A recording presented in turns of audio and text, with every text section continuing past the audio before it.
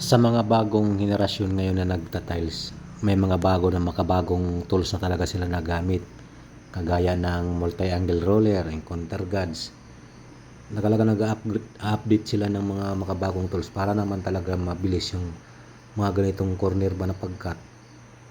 Pero kung wala ka, siyempre gamitan mo talaga ng tamang diskarte. Kahit sabihin na natin na luma na yun, napaglipasan na, pero gamit na gamit pa. Kaya sa kanya, karton ang ginamit. Panoorin nyo guys kung paano diskartehan gamit yung karton.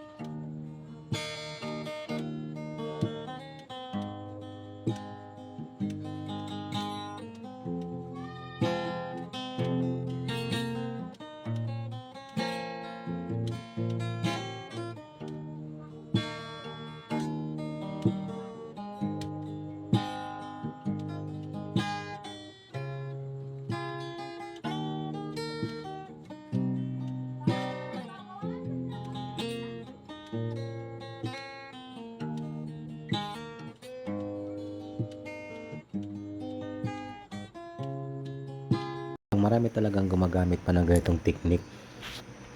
Kahit sabi ilang bisis pang sabihin natin na luma na, napaglipasan na, pero gamit pa rin ito hanggang ngayon.